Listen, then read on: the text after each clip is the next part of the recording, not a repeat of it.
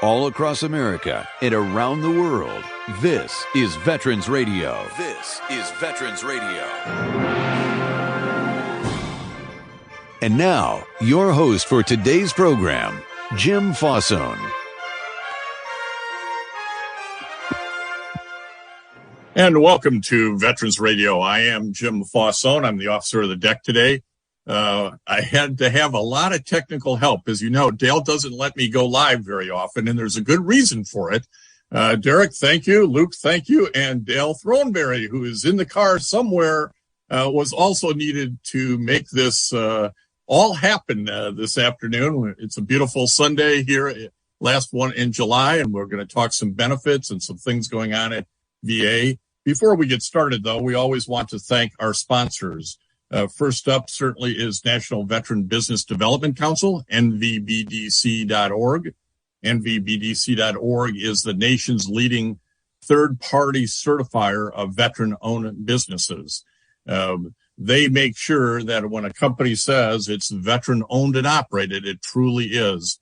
And their national status recognized under a recent memorandum of understanding that they've entered into, and actually it's a strategic alliance with the Small Business Association.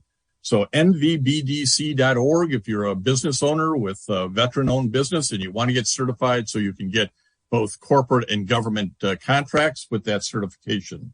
We also want to thank our sponsor, Veteran Lending Council, VLC. Veteran Lending Council can be found on Facebook and other social media outlets.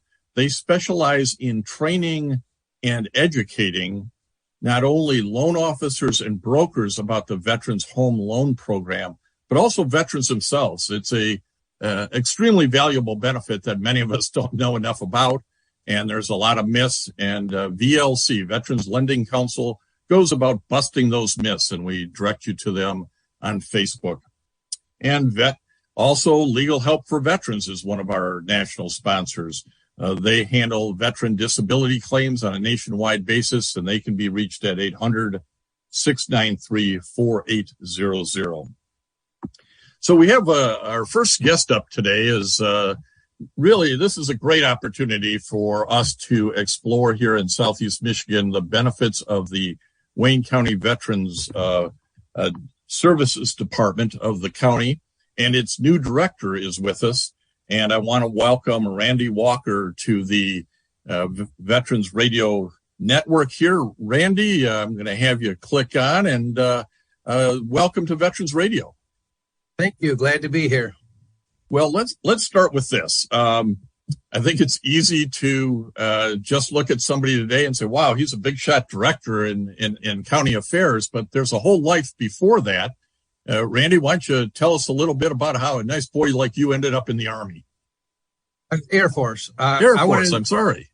Went in the United States Air Force right out of high school, basic training down in Lackland, military police school, and then law enforcement specialist school. And they sent me to London, England for 3 years. I was stationed at RAF Chicksands, and I was a law enforcement specialist, patrolled worked the gates until you got a little bit of rank. And then once you got rank, you got off the gates and worked patrol through the housing area and the whole base, actually. But it was a great experience. Used the GI Bill to get my degree in criminal justice. It was just, I love the military. I love the discipline from it. It taught me a lot. And I have a lot of respect for our veterans. Well, that sounds like Air Force duty that they call. That's a great duty post if you can get it, right? Right. Absolutely. And then you have come back and had a whole business career. Why don't you mention that before, again, everybody will still think of you as the director of the Veteran Services, but let's give them a little background. Well, I did 30 years at Ford Motor Company. I retired October 1st of 2017. I was a skilled tradesman and then made foreman, general foreman. I retired as superintendent out of research and engineering in Dearborn. And I've been the mayor of Garden City since 2009, which is a part-time position. And I've been the mayor for 13 years and smoked a few cigars with chief of staff Assad Turfy, and Wayne County Executive Warren Evans. And they called me one day and asked me, they said, "You're a veteran, correct?" And I said, "Yes." They said, "Would you be interested in being the director of veteran services for all of Wayne County, 43 communities?" So I said, "Sure." And here I am. I started June 1st, and I've been going at it, head on. Well, we want to talk about some of the services that are available through the county, but to put this in a bigger context, Wayne County is the biggest county in the state of Michigan. It's has the largest number of veterans in the state, but every county in every state just about has some veteran services office. So you're going to hear from Randy what's available in Wayne County, Michigan. But I don't care if you're sitting in California or Pennsylvania. There's probably a service officer or a county office that can help you with veteran services. And I think that's what you're going to get out of this discussion. So Randy, this is more public service that you're engaged in here with veteran services. It really started with your Air Force career, kept on with your helping public service at home in your local community of Garden City, Michigan, and now kind of you get a bigger easel to paint on, which is county services. So tell us a little bit about the Wayne County veteran resources that are available. Yeah, first off, I'm proud to be a service to the veterans who bravely sacrificed for our country, for the freedoms that we enjoy every day, and we should never forget that. And what Wayne County Veteran Services does, we help the veterans that have financial hardships. We help them with utilities, mortgage, rent assistance, moving expenses, clothing vouchers, food vouchers, bus passes, property taxes, mortgage assistance, rent, whatever their hardship is. They come in and see one of our counselors, and they have to be honorably discharged. They have to be a Wayne County resident, and they sit down with the counselor. If they meet all the criteria, they bring in their DTE shut off or their water shut off, and they help them fill out the application, and then a check is cut and paid directly to DTE or the mortgage company or whoever. But the money never directly goes to the veteran. It goes to whatever their hardship is. And it's a temporary short-term help. It's supposed to be non-reoccurring. It's to help them get on their feet and get them through a rough period that they're having. And as I said, there's a large veteran population in Wayne County. What number do you track? Right around 100,000. And you can provide this assistance to any of those residents in need, I take it. They're honorably discharged. Wartime. They have to serve during wartime. We do have one grant right now that's going to expire September 30th to help peacetime veterans. And the reason why it's expiring September 30th, that's the end of our fiscal year. And I don't know if we're going to get that grant going into fiscal year 23, which starts on October 1st. So right now, yes, we can help all veterans, but year round, we can always help if you serve during wartime. World War II, Vietnam, Korea, Desert Storm. And that's primarily the ones that we get the most assistance for. We also do burials for veterans and their spouses. They can get up to $1,000 for burial expenses. Again, they come in with the death certificate, the funeral bill, and the DD Form 214, proving they were honorably discharged, and the person who paid for the funeral. And that's the person that gets reimbursed. And that funeral expense, Director, is above and beyond what a veteran may have available to them from the federal government for burial expenses and flags and plaques and that sort of thing. Or life insurance and all that. Yeah, it's an addition. So, well, one of the things we're going to talk about a little later on, and General Carol Ann Fausone, retired, is also on the line. I haven't let her speak yet. This is the longest she's ever gone without talking. So I've still got her on mute. But one of the things we're going to talk about later, you mentioned that you can assist with home construction, ramps, those sorts of things. Talk a little bit about that, because I think that's a barrier, an access barrier for a lot of veterans. we have referrals on the stuff that we do not do. Like I said, we mainly pay their bills on the hardship. But if they come in and say they need a ramp, we refer them to Habitat for Humanity. We have different numbers, Wayne Metro. We have different groups that we can send them to for help. But that would be, if they needed a ramp, we would send them to Habitat for Humanity. That's one of the things that's really hard for veterans to navigate, is where to go. So it's part of what you're doing in your office is being that referral source, so that, hey, if you don't know where to go, I think I'm hearing, contact your office and you'll get them in the right direction. Yeah, our counselors that will meet with them, if it's something that we don't do, they'll point them in the right direction. Now, we're Veteran Services. Now, the VA is totally different. They handle hospitalization, Agent Orange, all that stuff. That's not our department. Like I said, ours is financial hardship. But again, we have the phone numbers to refer them to the right agency to get them the help that they need. And sometimes that's as simple as getting their DD-214, isn't it? Yes. Yep. Yeah, it's really surprising how many veterans. You've got to have that. That's your, you can't pass go without it. But it's very surprising. And I see in the materials you've provided me, that's one of the resources you refer people out for. Yeah. I tell you what I did as a director. A lot of times I like to test the waters. So when we're telling veterans, I want to make sure it's the correct information. So I called the 1-800 number and said I needed a copy of my DD Form 214. And I thought, what the heck, I'll have an extra copy. And they said they sent me a form. They emailed it to me. I had to sign it, scan it, and email it back. And in 2 hours, I had a copy of my DD Form 214. Absolutely free, no charge. Yeah, that's a very good point, because there are way too many scammers out there who want to charge you for placing that 800 phone call, aren't there? Yeah, it was absolutely free. And within 2 hours of scanning my signature and filling out the form, had put my social security number, the dates I served, what branch of service I was in, my full name, and sign it. I scanned it and sent it up to Lansing. And 2 hours later, they emailed me a copy of my DD Form 214.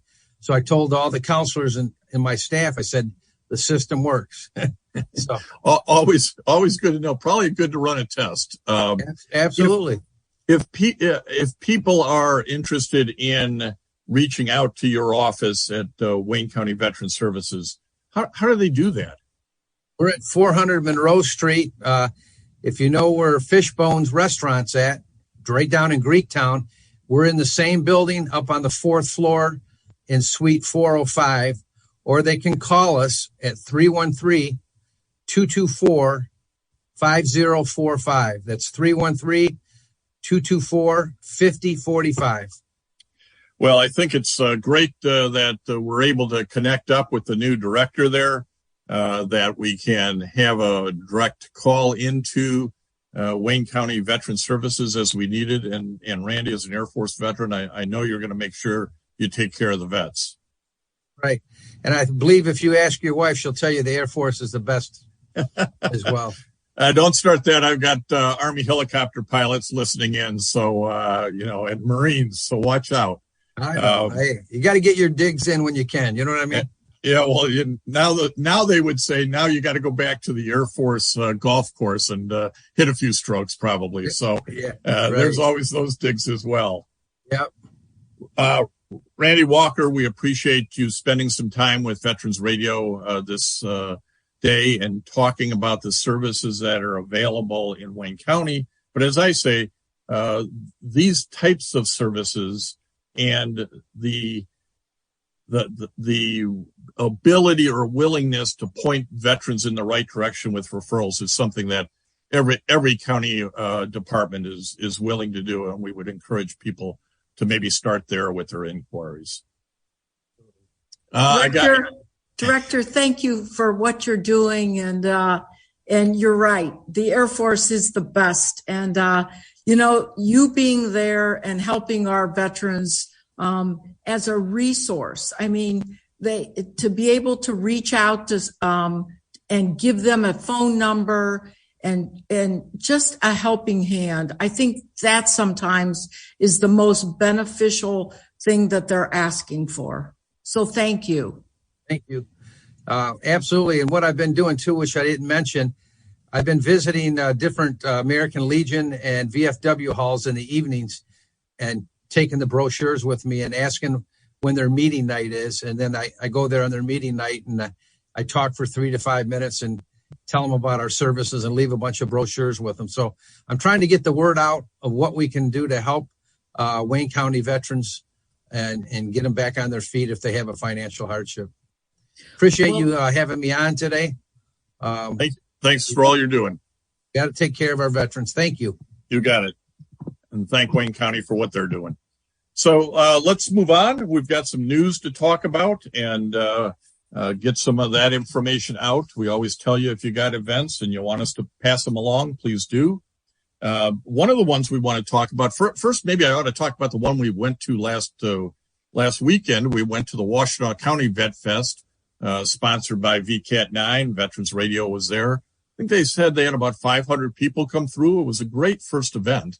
So it was really nice to meet with that many veterans and talk to them on all sorts of different issues. And the vendors were right across the board. There were certainly VSOs, VFW, VBA, PVA, DAV, I believe was also there. VA was there, along with, veteran-owned businesses and a whole host of people who want to provide services to veterans. So that was last week, and I'm sure all across the country this summer, there are similar vet fets. And if there isn't, you should reach out and we'll help connect you to the people who put these on and how you might do it in your community. Our own Veteran Radio's own Dr. Eric Fretz was a big mover and shaker and driver of this Washtenaw County Vet Fest held at the community college. And we want to thank him for those efforts. But there's another one, actually Michigan's largest veteran event of the year is coming up on August 13th. It'll be in Fowlerville, Michigan, sort of mid-Michigan a little bit. That Vet Fest is put on by Vet Life and Gold Star Mortgage Financial Group. It is from 12 to 4 on August 13th up at the Fowlerville, Michigan fairgrounds up there. And you can search for that and find it and register and do all those sorts of things in terms of getting the directions. So we want to point you to Vet Fest on August 13th, put on by Vet Life. Another one of the folks we met at the Washtenaw Vet Fest wanted us to give a plug for something they've got coming up, so we're glad to do it. And it's August 9th. It is a networking program for veterans and their families by Hire Michigan Vet. So this is a group who's been working hard for years on increasing veteran employment. And it's really worked. If you've seen the latest statistics, veteran unemployment is down to about 3 to 4%. So it's come way down. It's really wonderful, all the work that our people are doing, and corporations that have made commitments to hire veterans and have followed through on it. And some of them have really exceeded the hiring for veterans and family members. So Hire Michigan Vet is having their program on August 9th from 10 to 11:30 a.m. It is a Zoom networking event where you can connect with other veterans, but also other local employers in a virtual way. So we would encourage you to think about doing that. Ford Motor Company is the big sponsor for this Hire MI Vet program on August 9th. You can find more out about it by going to www.hiremivет.org/connect-the-veteran and register there. They'll send you a Zoom link and you can participate virtually in their networking program. So I think that'd be, if you're still out there looking for a job, or maybe it's time to move on. You've gotten a good one and you're enjoyed it for a while, but it's time for more responsibilities. Certainly take a look at that, and you can move to those as well. As I say, a lot of people are doing good work in hiring, and we've certainly seen that from a number of companies. Recently saw the number of veterans that Myers, I don't know what they call themselves now, the grocery store, department store, superstore, has been doing throughout the Midwest. So they're a very friendly Michigan and veteran company. So we'd encourage you to take a look at them. So I'd like to bring in, kept her quiet as long as I could, General Carol Ann Fausone, who's always on with us for the benefits program. It is summertime, so we have one of our other regulars, Michael Smith, off on some R&R, and Dale Throneberry is supposed to be doing some R&R, but as I said, he had to jump in and play technical assistant here to get me up and going here. Carol Ann, how you doing this afternoon? Great, Jim. Thank you very much. It was great to have Director Randy on. That was a really good way to introduce benefits weekend. Yeah, it's one of those things that I happened to bump into him and said, geez, you're the brand new guy. Let's get you on and talk. And there's also another new veteran service director up in Livingston County that I just met last week. And so we're working on lining him up too. It's a good way to introduce these directors to the wider audience and for people to begin thinking about, hey, I don't know the guy in my county. Maybe I ought to look him up and look him or her up and see what services are available, or at least have them on as a resource in case I've got to go into another direction. Yeah, it's interesting because I wanted to chime in when Randy was talking about the ramp. Interestingly, individuals call in and they're having trouble getting assistance with maybe construction or a ramp. And, one of the best resources that I always have in my toolbox are those paralyzed veterans. Michael Harris over there at PVA, and even the VA in their construction, if you're a paralyzed veteran with a disability, to call in there and ask for, talk to your team, your social worker. That's also a great resource. So, along the VSOs and, American Legion, Veterans of Foreign Wars, they are also great resources to assist with some of those needs out there. So it's great what Randy was talking about. I love, reaching out to, I think he talked about Habitat for Humanities, but, just to give people that hope that there's a resource out there. Well, it's certainly a lot of people who do want to provide assistance. You just have to find the right folks to call, and again, contacting your county office may be able to put you into a nonprofit like Habitat for Humanity, so you won't come out of pocket. And but there are a lot of local groups as well, and posts that will help out when they hear of a problem. And if you have a benefits question, call us here at 734-822-1600. One of the articles that came out in the recent weeks was about this same sort of issue, General. The VA was reaching out to veterans and builders in an effort to award more adaptive housing grants, and it's really sort of surprising. They did hand out 2,300 special adaptive housing grants last year. It's bigger number than I would have thought of. But they're telling Congress that they can't find enough people. They can't spend the money allocated for these adaptive housing things, which would include things like ramp building.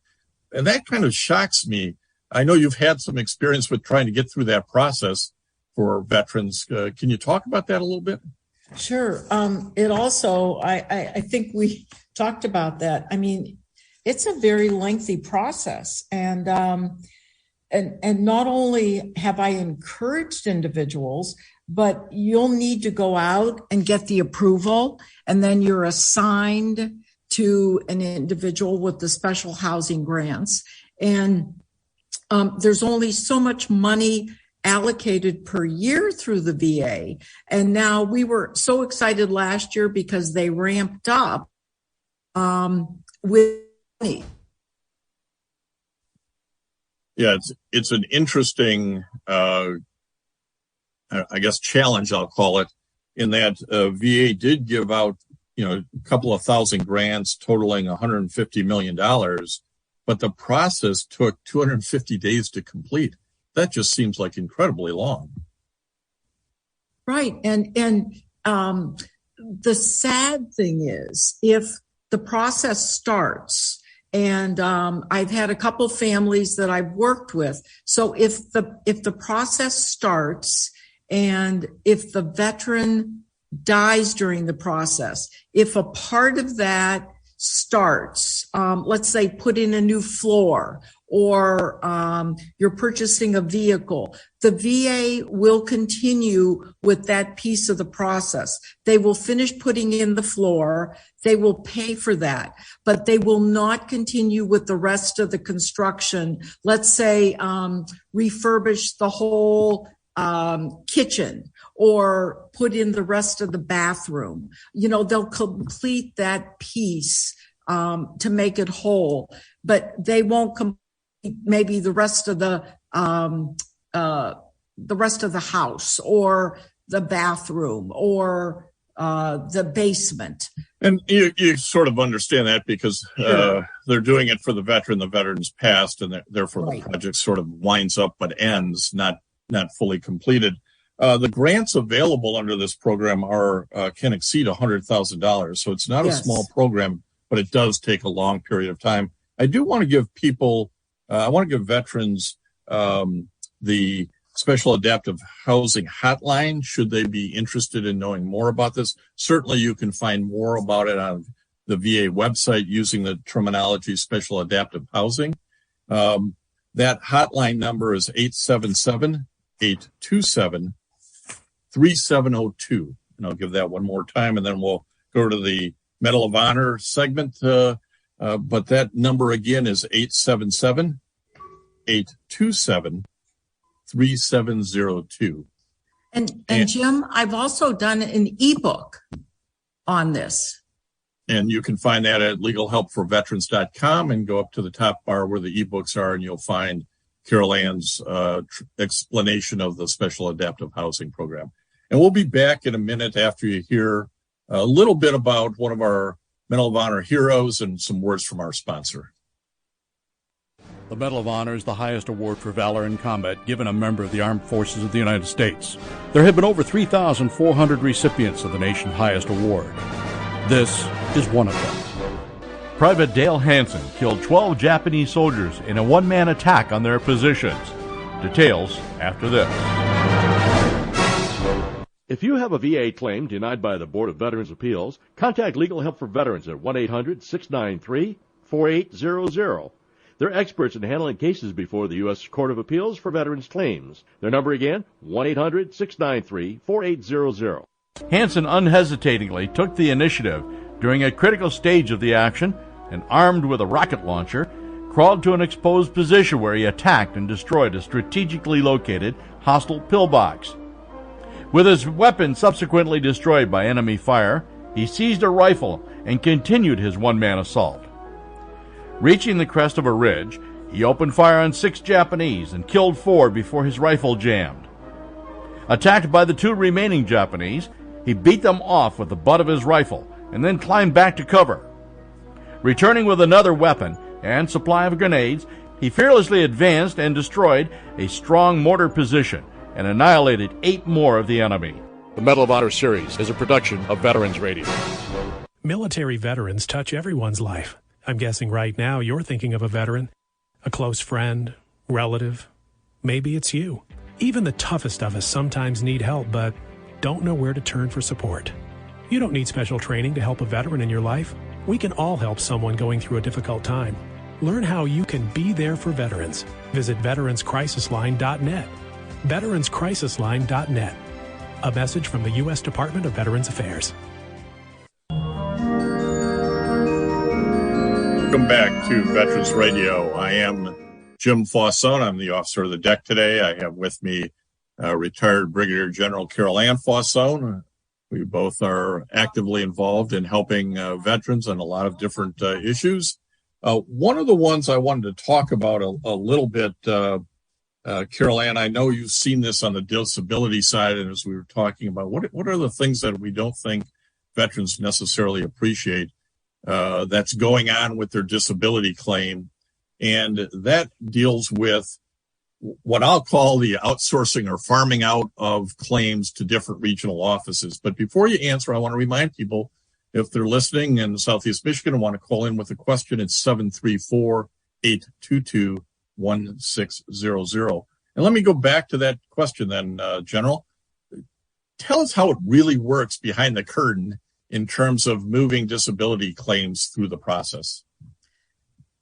Well, right now, if you're a Michigan veteran, you believe your claim is being handled by Detroit RO, and that's what you think. And, whether it's Legal Help for Veterans or the VSO, and if it goes up to the board, you're hoping it gets dealt with in a timely manner. But sometimes appeal might be bounced around between the Seattle DROC, the St. Pete DROC. That appeal might be in 5 or 6 different locations. You don't know where it's going sometimes. And I don't think the veteran necessarily knows or cares. They just want you to deal with it and get them an answer. And I think that's what's most important to them, that you're communicating with them, you're addressing their issues, you're taking their phone calls, whether it's Legal Help for Veterans, it's a county counselor, it's a VSO, you are answering their call. Yeah, I agree. I don't think they really care who decides their issue, but I also think that unless you understand that your claim may have been broken up and bounced to 2 or 3 different regional offices, you may not understand why issues get lost or forgotten or end up on the bottom of the pile. And, I think there's a great deal of frustration among veterans trying to get their disability claims solved when one issue gets solved and another doesn't. Why didn't they just decide them all at once? But that isn't quite how it works, is it? No, it's not. And the sad thing is, at one point, many years ago, everything was handled as a whole, but now it's broken up into parts again. And that's really sad that that's the way it's being looked at. And, exams are being done, and most of those are being contracted out. And that's hard for the veteran to understand. And as we tell them, if you go to an exam and it doesn't seem acceptable, or you're going to an exam, you're being asked to go to an exam and you're getting it scheduled and it's hours and hours away, and that doesn't seem reasonable, contact either your VSO or Legal Help for Veterans or the county counselor to make sure that, we could advocate for you. I mean, we do that all the time to make it more reasonable to help you. Just recently, we had an individual who did go to an exam. I want to share this. And, they traveled a distance, and they had an exam. It was 10 minutes, and the veteran didn't think it was an acceptable exam.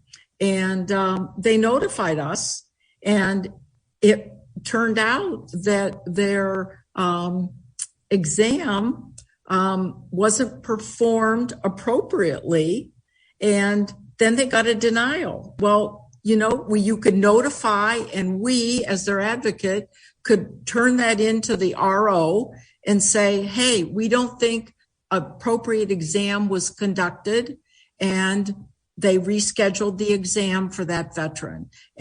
But if you don't let us know when things are not going right, that we can't advocate for you.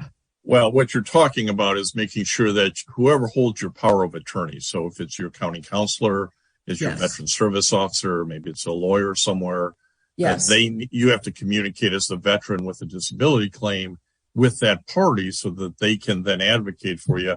I know on this particular one that you're referring to, the exam was, as you say, about 10 minutes. The examiner and all comp and pen exams now by VA are outsourced to third parties.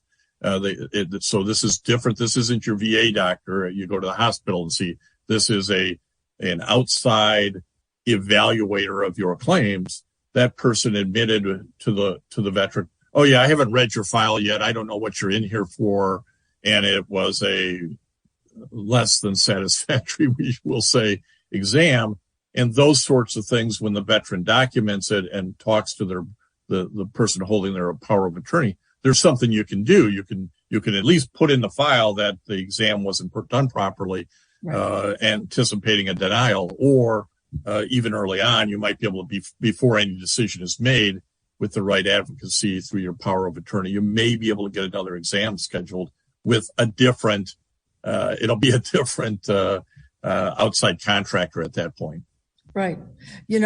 Just recently, matter of fact, within the last couple weeks, we got an opinion that came out, and we were able to contact back to BVA. It said, wait a minute, you remanded a case.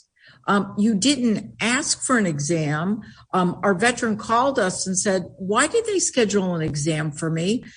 This was an opinion, and I'm not supposed to go to an exam, am I? So our attorney said, hey, BVA, was this written up wrong? And it was. And so the veteran didn't have to go for an exam. So I think, the veteran was scheduled and he contacted us and we were able to do something about it. So I think communication is really important between the veteran and the POA.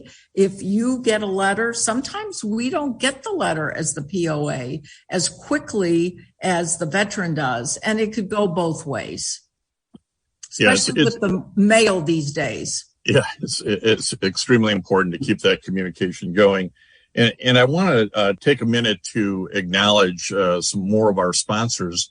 You heard the crisis line play earlier in this program, and we want to thank the VA Ann Arbor healthcare system for allowing us to play that and being a sponsor of the program, along with the Vietnam Veterans of America Charles S. Kettle Chapter 310, the VFW Post 423, and the American Legion Post 46. All three of those, the VVA, the VFW, and the American Legion are all in Ann Arbor. And if your post wants to get active and help sponsor Veterans Radio, you can go to veteransradio.net and send Dale at veteransradio.net or myself, Jim, at veteransradio.net a note, and we'd be glad to put you in a rotation as part of the family here. So we're talking about VSOs, and those are three very good local VSOs that we want to acknowledge. I want to switch gears on you a little bit, General, because I don't think you've ever talked about this, and I've been trying to get you to do it. So now that I've got control of the microphone, we're going to get to do it. After service, after you got out, you had the opportunity to serve in a congressional office and help a congressman help veterans. And this is a pretty common situation for representatives and senators to have somebody in their office assisting their constituents with federal issues, whether it be Social Security, Veterans Affairs, the IRS, those sorts of things. And you spent a number of years working in a congressional office, trying to solve problems with the VA. Can you talk a little bit about what the role of the congressional constituent is in that regards? Sure. And for me, since I was doing it, to be honest, at Legal Help for Veterans, it was really neat to do because I was interfacing with some of the other offices. It's what I did, 24/7. It is to expedite and make it known to the VA, hey, could you please help our constituents in this district to move this case along? It's been going 2 years. It's been, it's out there whether this disability hasn't been moving. Maybe they haven't been working with a VSO or a Legal Help for Veterans. We were not perceived to be a POA. So there was not a restriction for a district or office. So we could get involved in addition to a POA, which was also very nice. In addition to working with a disability or a social security issue or an immigration issue, I worked on the veteran, in the veteran office for this congressman, and it was Dave Trott at the time for many years. We also got to work on nomination packages for the young men and women who wanted to go to the academies, which was really, really awesome. Okay, that's a story for another time. Let me bring you back. So is there a different channel? Did the congressional inquiry go into a different channel in the VA, and did you get a different response because of that channel? Well, there is at the VA, at the regional office in Detroit, same place, at McNamara Building, there is a congressional rep, and they would handle all of it for Michigan, for all the districts. It's a dedicated individual who would go and take all of these cases. And, you'd have the hotline, you'd have the number, and I'm not giving it out. I still remember it. You safeguarded those numbers for that individual, and you would follow through and see if we could make any headway to move those packages. And sometimes you were able to get an award move through a little quicker for some of those veterans. Well, that's the point I was trying to get to, is there is a congressional liaison in every VARO that specifically handles when the congressman or the senator makes an inquiry about a constituent's Veterans Affairs problem. It does kind of go through a different chain. Now, it ultimately gets to the same person who's got the file, but I got to think that it gets a little more attention because Congressman or Representative so-and-so made the inquiry, and by the way, they may have a friend who sits on the budgeting committee for the VA, so that may be a little cynical on my part, but is that true all across the country? Every RO's got some sort of congressional liaison? Yes, I believe so. And the beautiful thing is, within our district, we were able, because I think there is a great reward, we were able to work on a couple Purple Hearts, and we were able to award in our district 2 French Legion of Honors, which is the highest for the French Legion, and we're still waiting to administer a couple of those. So you worked on those special medals, and those would go directly to the Army, the Air Force, or the Navy. Those were different links. Those did not go through the VA, but you develop different relationships. and some of those relationships, some of the Senate office and some of the other offices would call me and ask me how I had developed those relationships because of my past. And the other thing that I understand is that you have to reach out to your own congressional rep. You can't, the rep in Illinois has got a good reputation or is veteran friendly, or the one in Texas is veteran friendly. I'll go there. It doesn't work that way. If I understand it, is that right? Correct. You have to go through your own congressional rep. Correct. And, you know, the interesting thing is several of our veterans who was in our district, they did move. One moved to Texas, one moved to California. And I then developed a relationship with a couple of them in other states and had worked through what I had done in our state to get them awarded in the other states. So, you know, because they'd have to go to their California, their new, yes, wherever their new domicile, where their new home was, they had to go. Yes. So that work would transfer over. So it's not just, hey, I once lived in your district, take care of me. It doesn't work that way. And for a lot of congressional reasons, it doesn't. So, no, because their file now has moved also. So that's their new RO. So I want to talk to two things that are sort of in the news at the moment that have a lot of veterans talking and buzzing about future benefits, not current benefits, but future benefits. And one of them's got a lot of news coverage this week, and that deals with burn pits.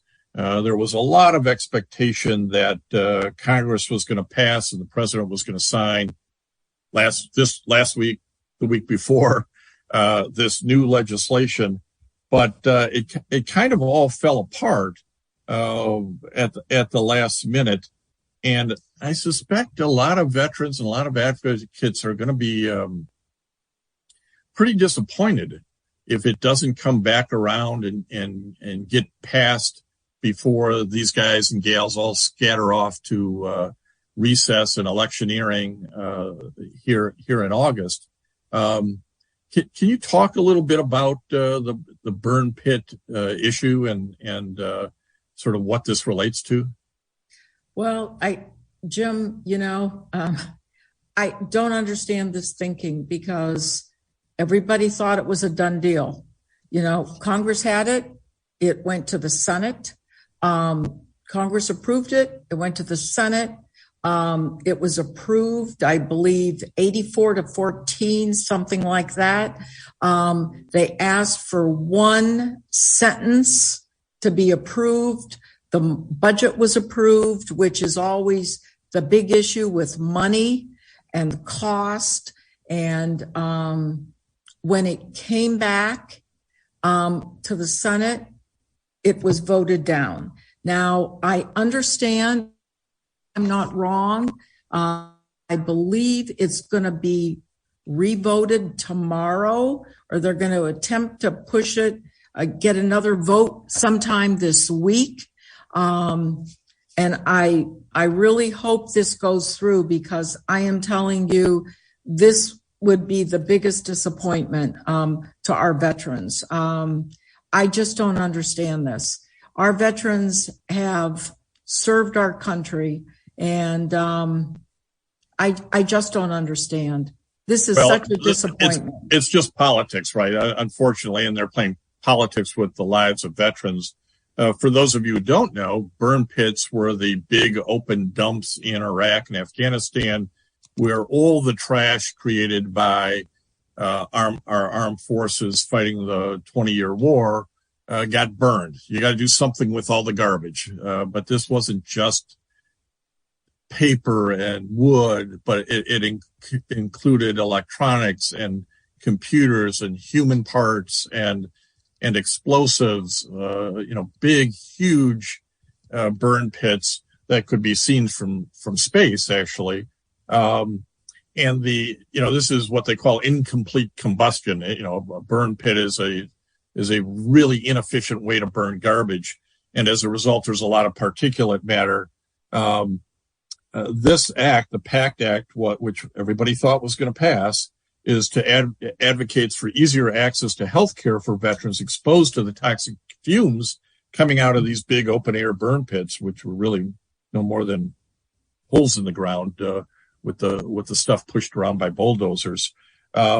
You may have caught a glimpse of this on the news somewhere along the line, because comedian Jon Stewart got very active in and has really brought a voice to those with respiratory problems and cancers that may be associated with burn pits. And this grew out of the work that he did for the first responders in New York City at 9/11, who had many health problems because essentially they were working on what was a big burn pit. Those towers came down in a fiery ball and really burned everything inside the building, and again, including plastics and metals and computers and all kinds of toxics and human body parts. So Jon Stewart's been a real advocate of this, bringing enough, I think, pressure that Congress probably has to fix whatever the problem was that Senator Pat Toomey of Pennsylvania rallied people to defeat this on, because he was concerned that there was $400 billion in discretionary spending that could end up somewhere other than with veterans. So I think that's what he was trying to get fixed. Hopefully that push will go on this week. And as I say, they'll wrap it up before they get the heck out of town, yes. which is coming up real soon. I wanted, though, to talk about another sort of related issue, cutting edge veteran disability issue that needs some benefits. And that's what's known as PFAS exposure. PFAS is a man-made chemical. I'm not even going to try to pronounce all the chemicals in that line of PFAS and PFOA, but it essentially is a non-stick chemical you add to things. It has a unique property of being fire retardant, so it was widely used in firefighting foam. And there are hundreds, I think it's 700 bases that are known to have PFAS contamination in the groundwater. And you just think about how many veterans and their family members went through and got exposed to that. It has all kinds of different potential harms that can happen. But VA doesn't grant any benefits for this, and more. Just this week, the National Academy of Science and Medicine, I believe it was, came out and said human beings should now be tested, which means VA should be testing veterans for PFAS contamination. And the kind of connecting point I want to make between PFAS and the PACT Act is the PACT Act on burn pits seems to have got momentum because it has a celebrity promoting it. I'm not sure it'd be as far along if somebody like Jon Stewart wasn't raising a ruckus and being able to get airtime and being able to get news reports. I just wonder who's going to come along, and I hope somebody does, to step up and say, we've got to figure this PFAS contamination out. What's it doing to veterans in the areas of liver problems and cancers because they were exposed to it for years and years and years, and nobody gave it much thought. So that's my soapbox, hoping that some celebrity picks up PFAS as something that has to be dealt with and dealt with properly, because it's linked to birth defects, cardiovascular issues, compromised immune systems, a variety of cancers. If you haven't heard it as PFAS, maybe you've heard it as forever chemicals. And I suspect, General, you see this as a issue that needs attention and future disabilities recognized for veterans who have such exposures. Well, absolutely. And Jim, you know what? This is a sad commentary that it needs a celebrity, and you're looking on the that now we have to have litigation because now the water exposure at Camp Lejeune, and now you're going into major litigation. Come on, let's get real.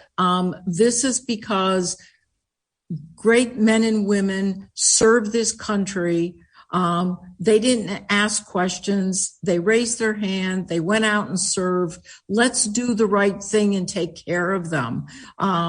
Let's Let's serve them, take care of them and their families. And yes, there are going to be next generations, just like Agent Orange, that there's going to be birth defects and other things coming out because of this. Burn pits, the water, the PFAS. We don't need great, money and generations and years spent on this. It's going to happen. Well, that's the money is the problem. I think that's the congressional problem. I think everybody recognizes the toxic exposures, but Congress has to grapple with what it costs. And we as Americans have to recognize that these are all part of the costs of war. If you're going to go spend 20 years in Afghanistan fighting a war and then pull out real quickly, you've got to deal with all the legacy of that, which includes things like toxic exposure to burn pits or exposure to PFAS or whatever the next chemical is that may be causing problems, and the need for benefits for those exposed while serving the country. You mentioned litigation, and everybody's probably seeing a lot of these ads. 3M just set up a $1 billion trust to settle suits over earplugs. So unfortunately, it's money, and veterans kind of get left hanging because everybody looks at what it's really going to cost versus, hey, what problems did we solve? What problems did we cause? And how do we solve it? Right. Well, Caroline, I appreciate you being on Veterans Radio Benefits and talking. We talked a wide variety of subjects because I've been collecting them in my pile. And as always, we want you to go to veteransradio.net, follow us along, and reach out to Dale or I. And until next time, you are dismissed. With the Lucky Land Slots, you can get lucky just about anywhere. This is your captain speaking. We've got clear runway and the weather's fine, but we're just going to circle up here a while and get lucky. No, nothing like that. It's just these cash prizes add up quick. So I suggest you sit back, keep your tray table upright, and start getting lucky. Play for free at LuckyLandSlots.com. Are you feeling lucky? No purchase necessary. Void where prohibited by law. 18+ terms and conditions apply. See website for details.